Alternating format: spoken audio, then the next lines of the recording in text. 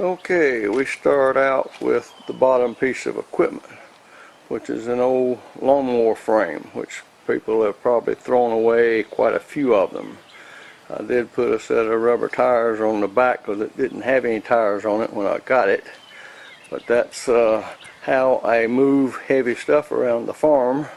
90-pound anvils that I used to throw on my shoulder and later carry it against my belly. Now I pick it up 6 inches and set it on this, take it where I need it, can use it right on the mower deck and roll it back and lift it back off and I'm through with it. This is also my bee melter holder. It is basically free. It can be used for multi-purposes, which is very important.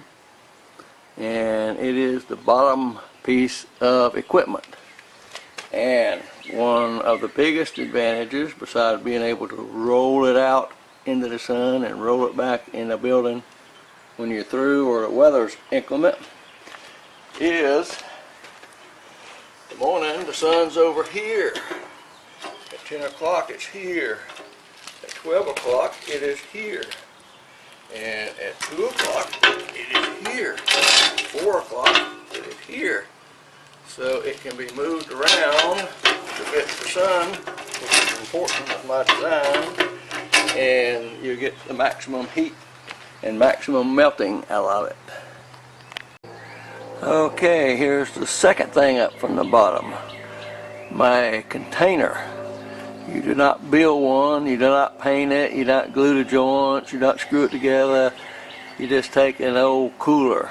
This one had the top lid broken off of it many years ago. We still use it in the back of the van, still use it today, and now it has a slick inside.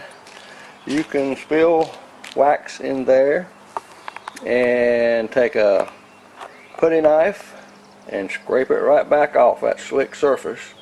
So if you do have a spill, it is not a big mess. But it's insulated, it is lightweight, it is ready to go. Now for the top piece, my glass. This is it.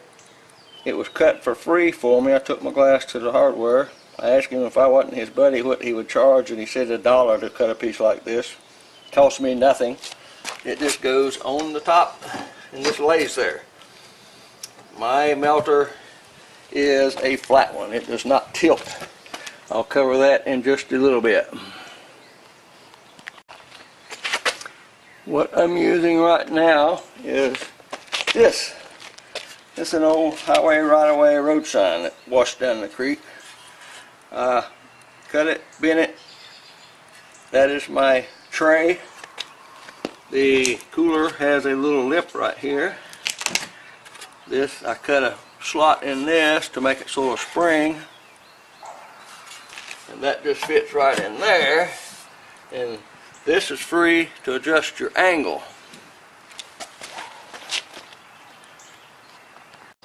Here we have it mostly assembled. There's no tray in the bottom, but this end is free to go up and down, which is important because if you've got real coarse stuff with a lot of trash in it, you'll probably want it down to get the the wax to come out quicker, and then you'll have to scrape the residue off of here with the putty knife.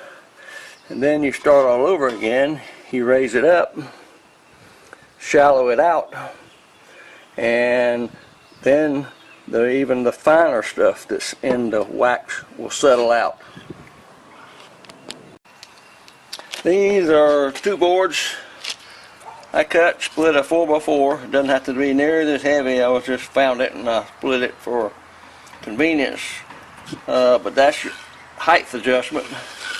There's high, there's low, anywhere in between. You can set things on top of it if you don't have enough room, enough height. Now I will cover how I can have a flat container to collect my wax in rather than having it tilted up towards the sun. This is a mirror. It's just an old broken mirror we got around here. Sits right here, and I'm going to modify this later. I haven't done that yet. Make me a height adjuster. There, now I'm getting this sunlight and that sunlight, which is actually greater than just this pointed toward the sun, because I'm collecting sunlight from that length, not from this length or this length. It's both of them. Can't add them together because they're angled different. But point this toward the sun, and then you adjust the height where the sunlight just comes in here, and you're set up for a day's work, pretty much. As the sun gets higher, as you turn it this way, the sun's going to be higher, so you will have to tilt your mirror back just a little bit. As the sun gets lower, you have to go this way. But it works great. I have had a whole pool of melted wax in there, and started to cover it up with the mirror here so it'd cool off and not get sunlight. And it was still melted after an hour, and after 2 hours it was still too hot to touch. Had to use gloves to get it out. It was solid by that time. But anyway, that's my zero cost wax melter. I've got actually zero money in it. I did have to buy the wheels, but I use it for other things, so I don't count that. And everything else is just surplus. One other thing you need is a thermometer. You don't have to have it really, but it gives you an idea of what you're doing, whether you're heating. If it goes up to 110 and stops, you know you need to do something. It needs to be, per the expert from the bee meeting, it needs to be 140 plus. Okay, here's my wax melter. I have remelted the wax that I had in the glass container. You can see the thermometer is 200 degrees, and you see the residue in here.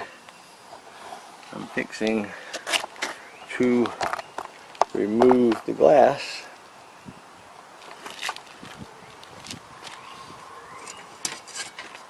That's what it takes to remove the glass. The whole top's open now. I'm going to take this out. That's 200 degrees too. Take my thermometer out. Then I'm going to take my gunk out. See? And you have to remove that while it's still hot. That's all it takes.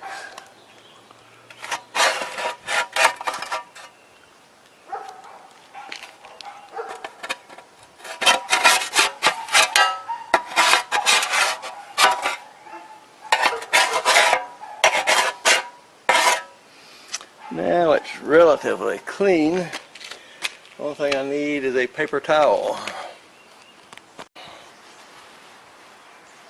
Okay, here's my paper towel. We will wipe it clean. Try not to get that 200 degree stuff on you. I just got some on my finger. It's cooling down quick though. Getting hard to rub out now. See, I got a little bit there, but it wasn't hot enough to burn. Okay, here is my melted wax. It's semi-melted, but it's very usable. Okay, here's the finished product. Don't know what it weighs. Nice and clean due to the shallow angle on the funnel. There's all my parts and pieces. Worked really great.